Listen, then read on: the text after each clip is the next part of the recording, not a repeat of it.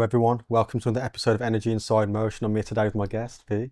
My name is V and I'm an upcoming artist from Birmingham. So what age did you start getting into music? I actually started taking music seriously this year, as of recently in the last couple of months, but I've been making music for around like 2 years, maybe 2 years at most. I started when I was young and Yeah, well. Who were some of your sort of inspirations as you were growing up? I think when I was younger, I listened to a lot of music that related to my emotions. So I was listening to whatever I was feeling on that day. So sometimes I would listen to music that was really like uplifting, and other times it was just something that I might have been feeling at the moment. So I had I would say, a wide variety of different inspirations, but Were there any like specific people in your environment that influenced you to do a creative thing? there most definitely was. So when I was younger, as I was growing up, obviously I lived with my three siblings at the time. They've moved out now, but when we all lived together and all of my siblings were obviously around each other a lot, my sister would take inspiration from my eldest sister, and I would take a lot of inspiration from my brother. So anything that he did, I was like, I wanted to do it. So, for example, like him skateboarding, I skateboarded, and then he started making music. So then I took interest in it. And I think even though he stopped doing music, I still wanted to carry on. And that was the one thing that obviously it was a shared hobby. I took that into my own hands and like carried on. So when you first started doing music, did you sort of learn to do your own production, or did you find other people's production that inspired you to go over that?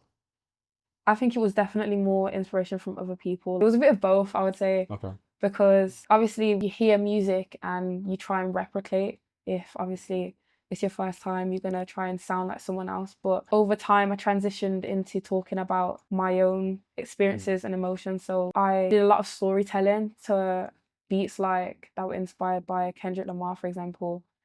And that's really what got me to like flourish, I would say. Because when I was writing music, it wasn't just because I'm doing music or it's a hobby. Like I was speaking through it. So in terms of like, obviously when you're growing up, you really sort of like building yourself as a person. What are some ways that you learn to observe yourself and really like feel out your emotions? When I was growing up, based off my own, like I said, I would write music about my experiences. I think those things came out a lot more in music only because I couldn't really express them to other people. So it's kind of hard to say or explain, but that's the best way I can explain it. How did you sort of learn to develop your own writing style?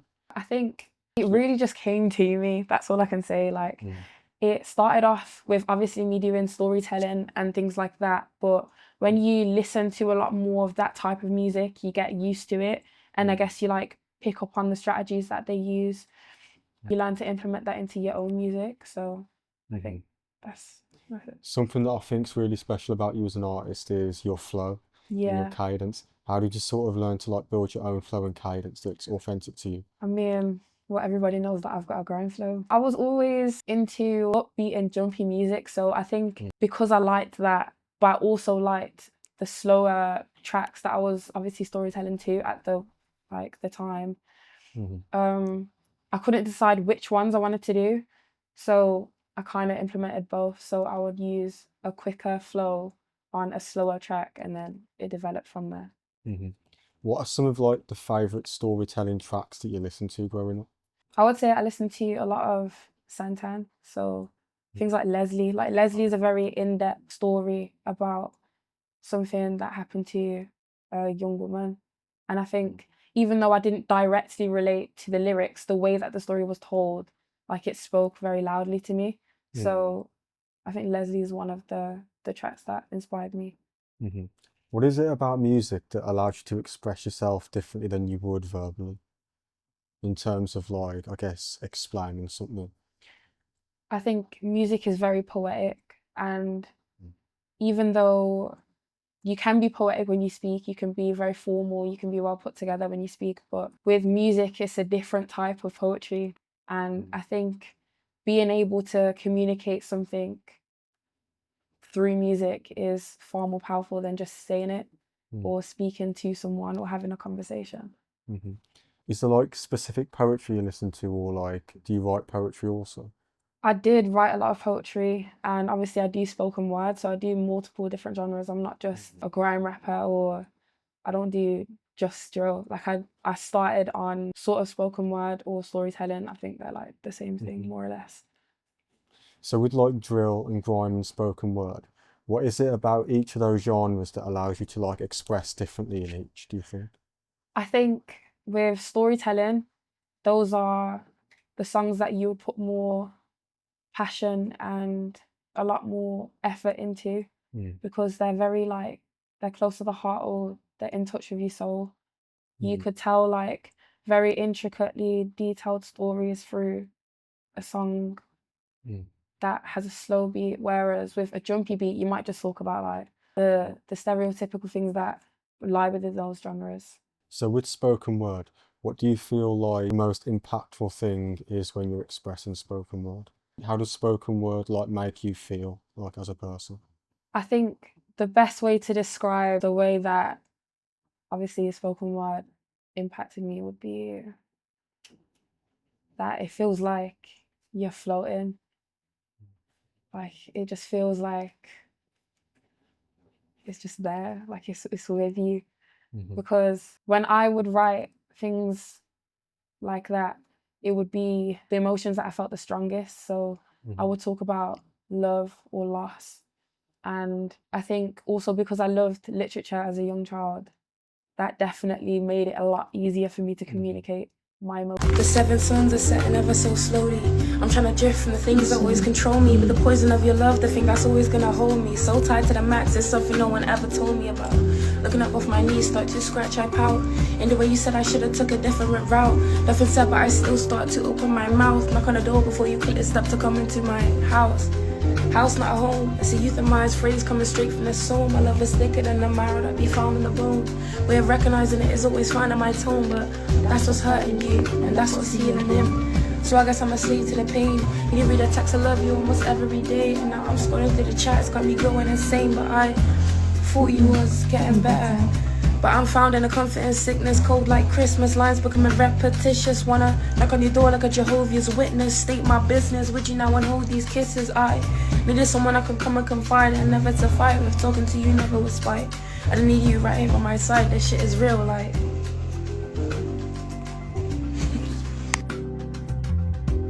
Emotions through music.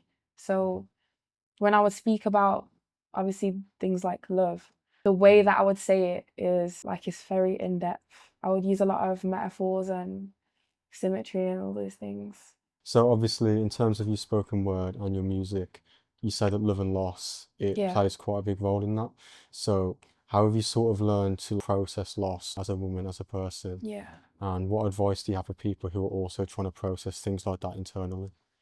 I think that for someone experiencing loss, or like I was, for example, experiencing intense feelings of love or things like that, I would say the best advice would be to just give it time and to trust in the things that you know in your gut or in your heart that is right, because there's always a lesson behind the things that you do experience, no matter what it is. It could be the worst thing in the world, it could be loss and all of these things, but you have to realize that when you do experience those things, it's only happening to you to improve. For example, things like your mindset or give you strength. So you should trust in the things that happen to you, no matter how bad they could be, and use it to shape yourself into a better person, because it's always everyone's first time living, and the encounters that you do have are with people who are obviously experiencing life for the first time also. So you should use that as motivation to become a better person and improve. I think something that ties really well into that is empathy. Yeah. Even for me, like learning to have empathy for people. How have you sort of learned to instill the value of empathy in yourself, and how do you try to have empathy for others? I would say I became very empathetic after a lot of time with myself. I think in my life I've had a whole lot of time with myself. So it's about reflecting. And it did take me a long time to realize that reflection is very important. And it's still a work in progress, obviously, but I think when you realize that it is, like I said, everyone's first time living, it's a lot easier to forgive and to grow from things. And there might be, and I don't just say this for myself, I say this for like anyone, it might come a time where you do realize these things and then there's a lot of fear behind progression. But I think once you just push that to the side, it's easy to implement that into your life. How have you sort of learned to like let go and release like pain and guilt and things like that? I really learned to like do better, so to speak, through a lot of different things. Best way to say it was that I had a lot of faith in the things that I was doing that were positive, obviously, and faith under the mind of like my religion. I think that being in a mindset or a space where I do appreciate the things that come with my religion and the qualities that do lie within it, and implementing them to the best of my ability into my own life, that's what really helped me to obviously become a lot better. How did religion sort of like come into your life, and how has it sort of impacted you as a woman? Yeah, so I was born a Christian. I was born into a Christian family. There are a lot of my family members that aren't really sure about religion, but there aren't mixed religions. So the only religion in my family is Christian, as far as I'm concerned. So my sister is Seventh-day Adventist, my two sisters. So they are actively in practice of our religion. So they go to church on Saturday, they hold the Sabbath and things like that. And I take a lot of inspiration from them because I've noticed the way that they allowed our religion to affect their lives positively, and the way that obviously they became empathetic of other things or people around them and allowed themselves to forgive was heavily influenced by that. So seeing how positively it does impact them, obviously it boosts my faith in a way, because I want to achieve the same level of peace that they obviously had through Christ. What are some different experiences where you've sort of learned to like bring faith heavily into that, and how has faith like helped you get out of experiences or impacted you? One of the experiences that I've had, I would say the most, like it happens the most in my life, is a lot of losses on different aspects. So it could be losing a close friend or losing someone as in they pass away, or just losing someone's trust or things like that. I would say losses, because obviously the Bible teaches that you should forgive. That's one of the most known things about the Bible. You should forgive, you should turn the other cheek, etc. Or you should love thy brother and thy sister, for example. When those losses do happen, I think, again, like I said before and the other time, that it is everyone else's first time living. And that's something that I did have to learn. And it did take a lot, because at one point I was in a mindset where the things that happened to me, it made me into a person where I believed that the world was against you, but that's not the case, because it might feel like that in the moment. But once you do gain that mentality to where you can realize that some people are in the same position as you, it opens your mind to be more accepting of things. So I think my faith influenced that a lot.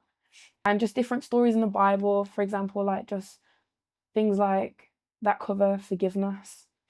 Like those are the things that really affected it. What are some like spoken word pieces that you've created from these like experiences and like self-revelations? There's a lot of pieces that I've made based on true events and things that have happened to me. I think that was my strongest coping mechanism in my early stages of music.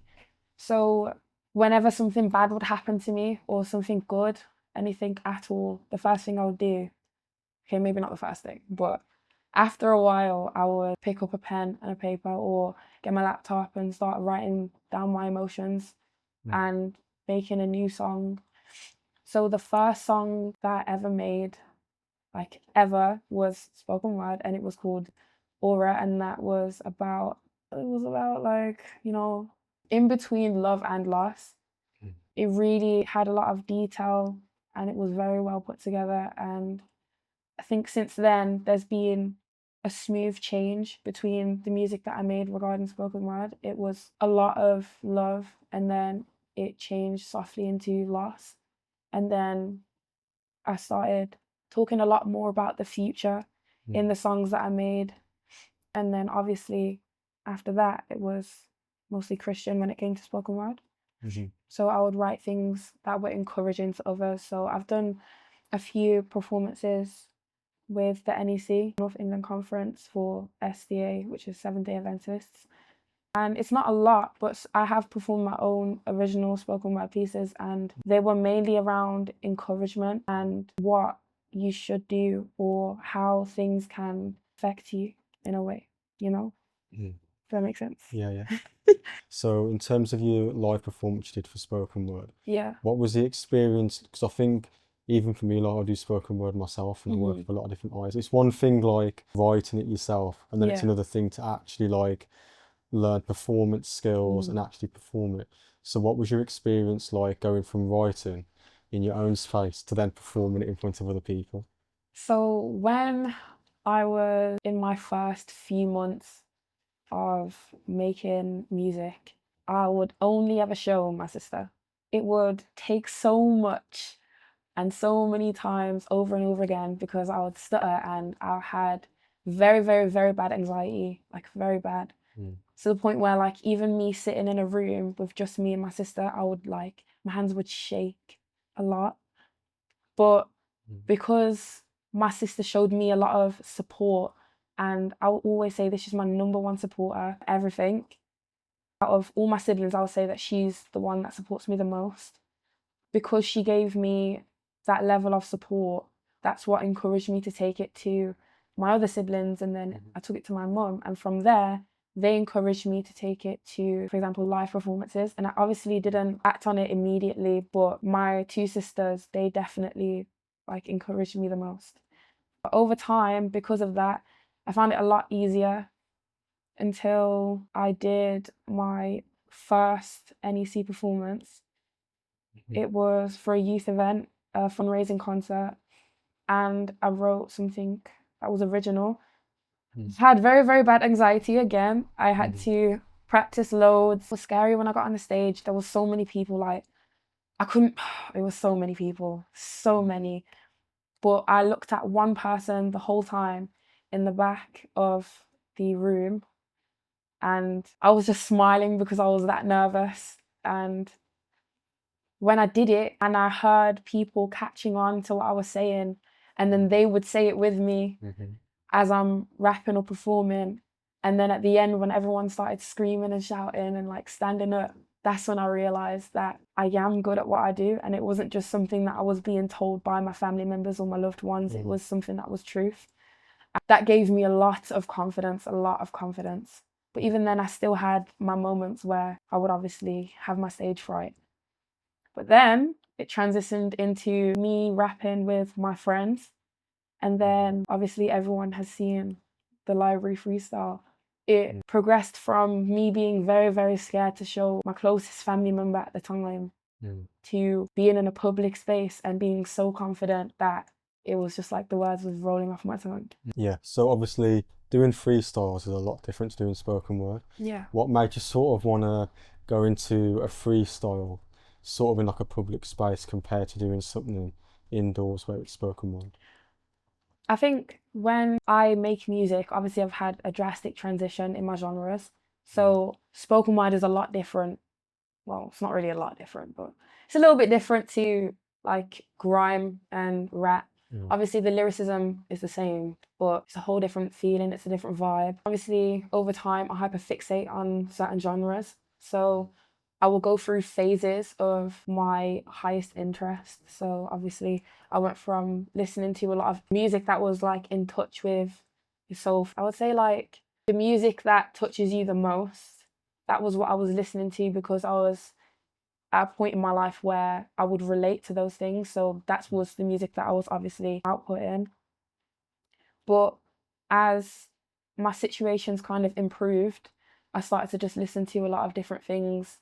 So that was then my new output. So I transitioned from spoken word to singing to rap, back to singing, back to spoken word. And then, so because obviously now my main, like my go-to genre is grime, or like just having a grime flow, you know, pun intended.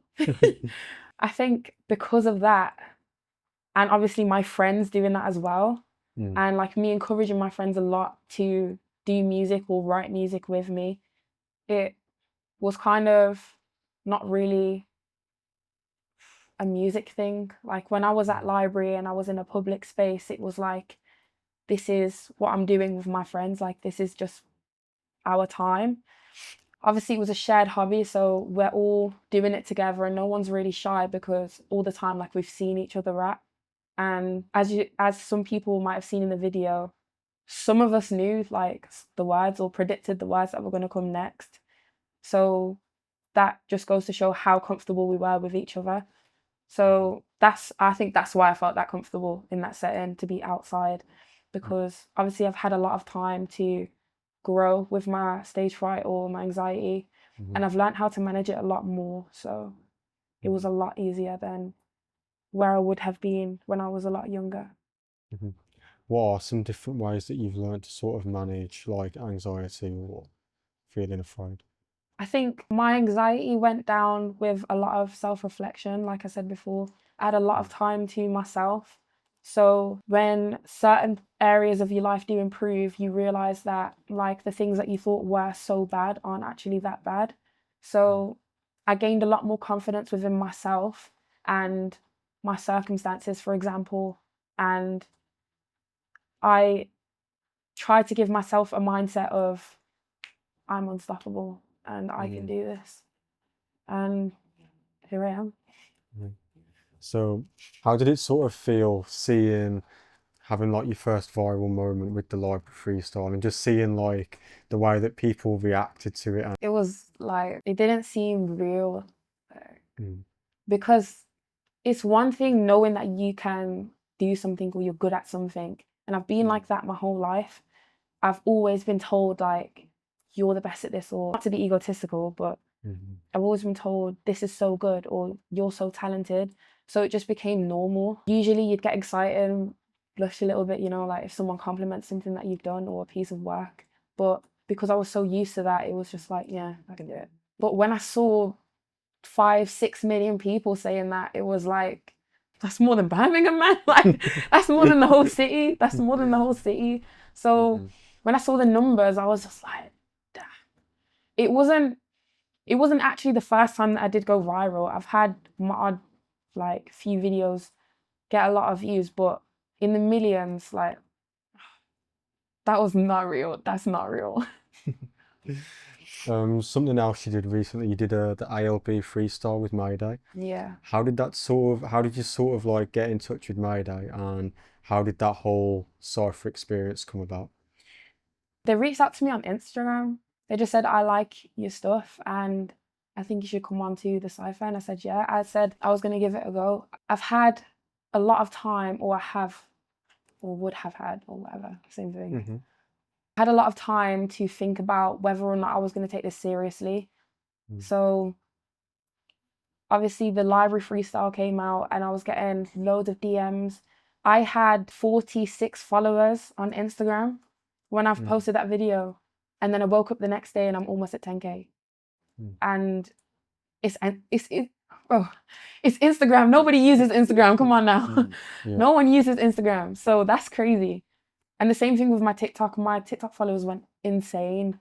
I didn't even have 1,000 and I've got almost 16,000 now on TikTok. I just adjusted to it, I would say.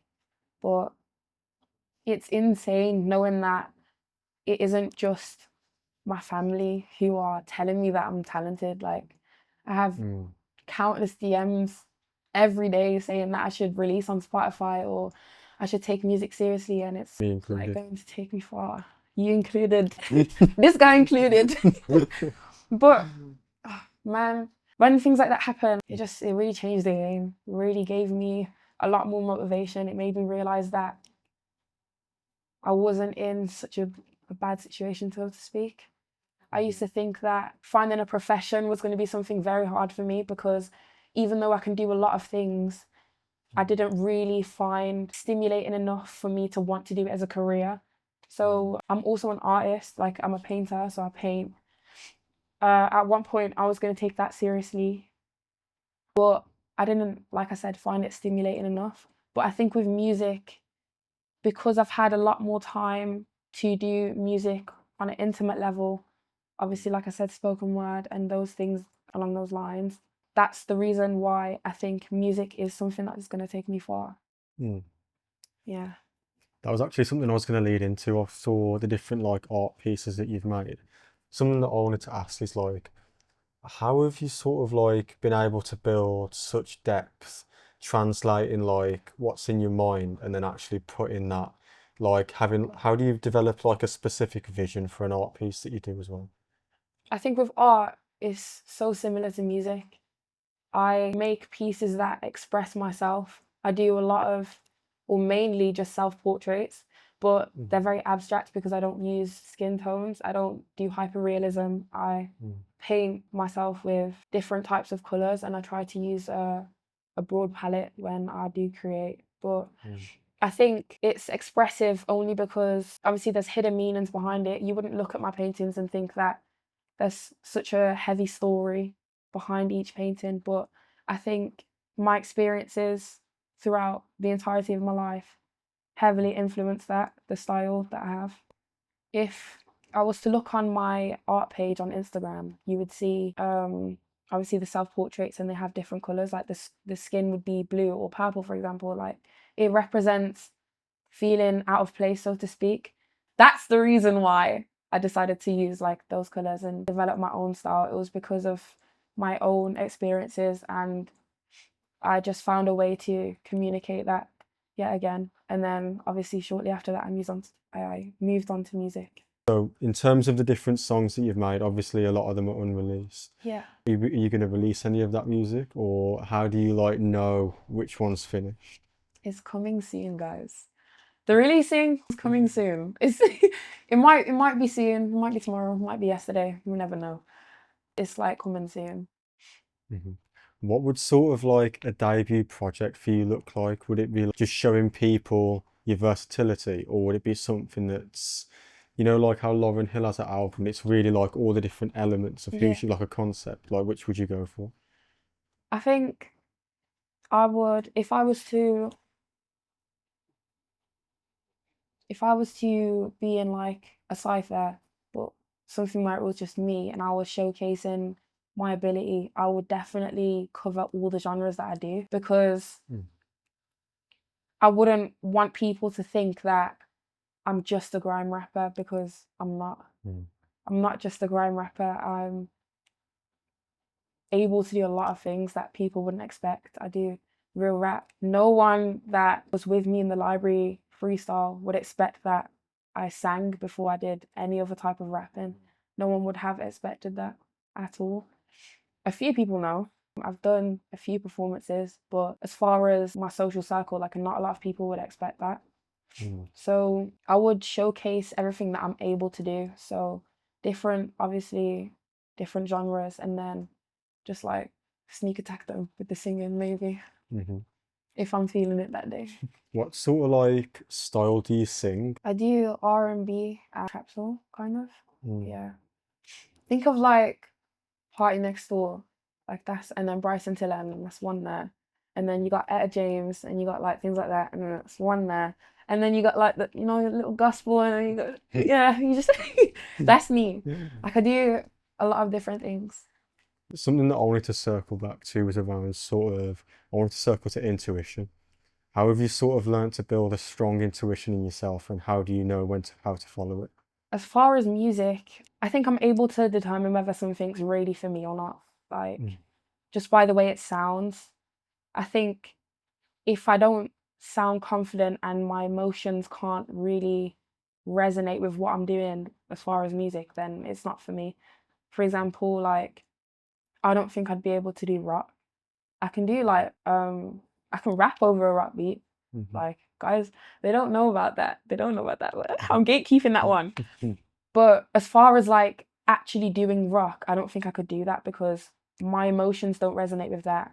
And obviously that's not me as a person. I'll listen to it, but I can't create that.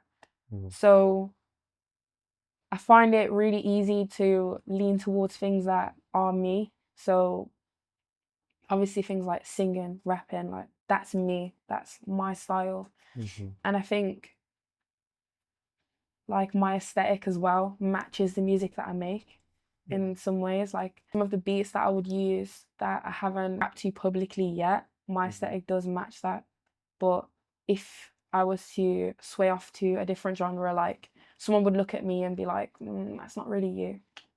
So my intuition's a bit good for that.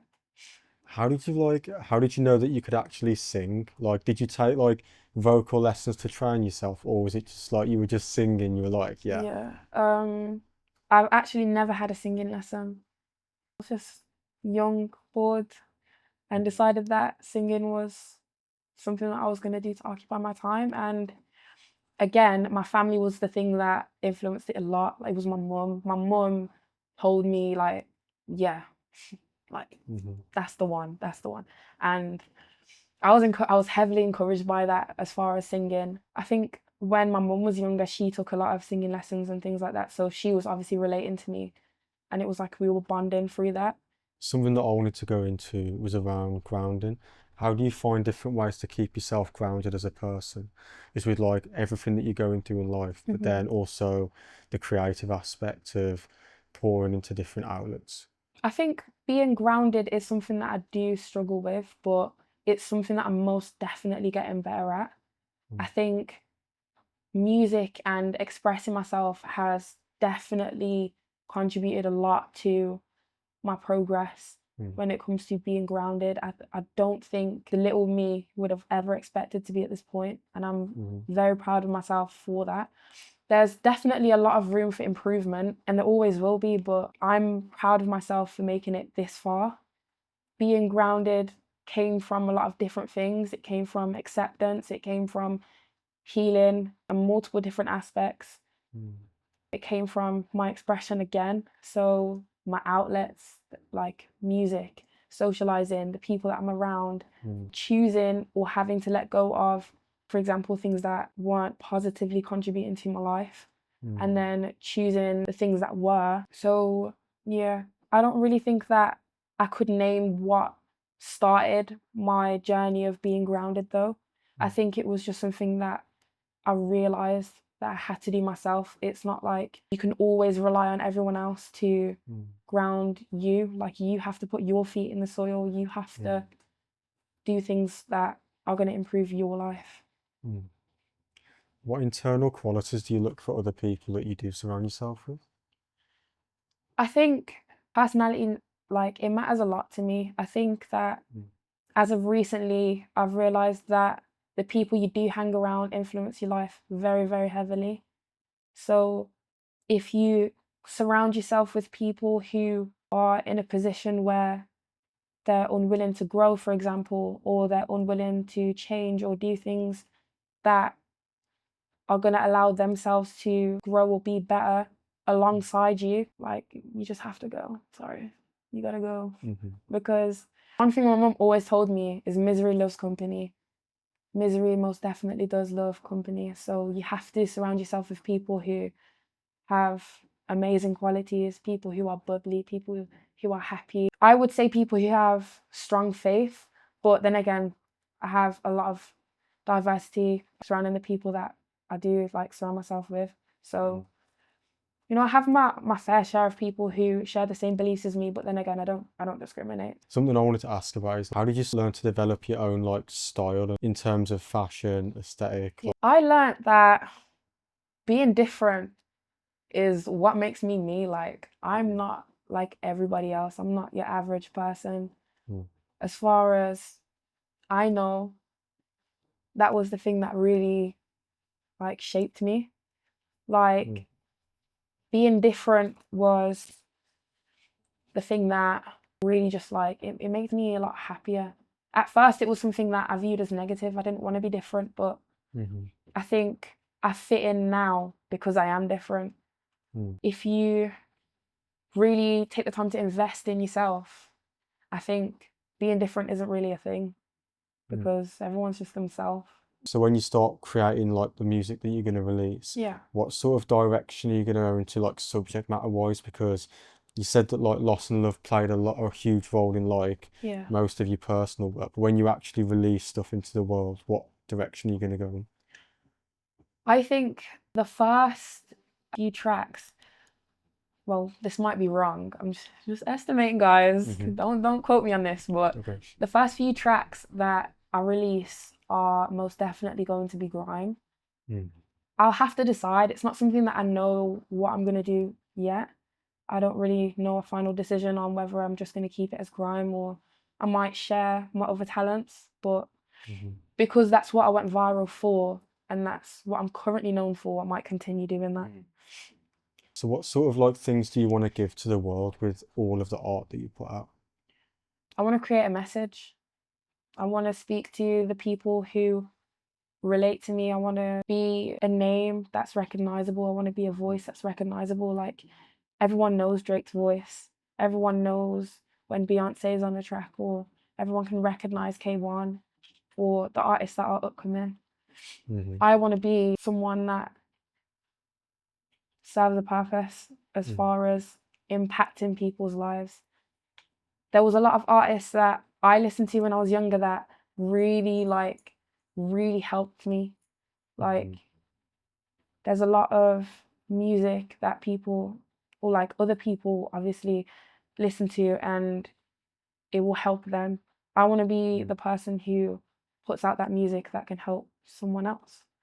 And they can listen to it and say, I experienced this, or I feel this way, or this music is something that feels like what I've been trying to describe, or something along those lines, maybe.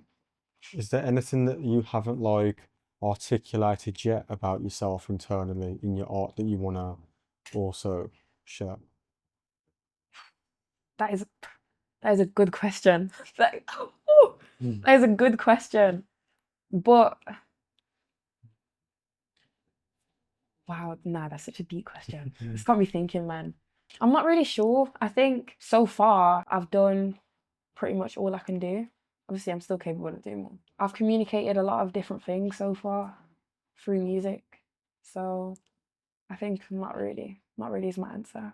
I want to ask a few lighter questions. What are some of like your favorite, this is across all genres, Yeah. what would you say are the 5 records that have like made you feel the most and have had the biggest impact on your life? Peace of Mind by Lauryn Hill. Peace of Mind by Lauryn Hill. Requiem by Kamari. And I would say Bleach by Black Odyssey. Yeah. Okay.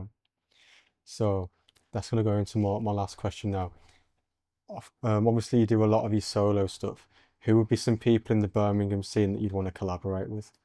In the Birmingham scene, Devilman. Met him once, amazing guy. Devilman, I want to collab. In the Birmingham scene though, I think me and Lady Leisha would mess up a check. Me and Lady Leisha, if you're watching this, you know where to contact me. So what sort of like direction do you see yourself taking in the future, or is it going to be something like what can we expect to see from you, or is it something that you're just going to know as you go? I think I'll figure it out as I go along, but right now I would hope that music is the one, because it took me so long to find something that I was confident in. So I really hope that music is something that is my profession in the future. My Instagram is LUV4V, so it's LUV, the number 4, the letter V, the number 3, and an E. And then my TikTok is Evie's Luprive, that's what it is. EVEIIS.LUHPRIV. Thank you very much for coming onto my platform, I really appreciate it. Yeah, so this has been another episode of Energy Inside Motion, my guest V. Thank you very much for watching. Bye guys. See ya.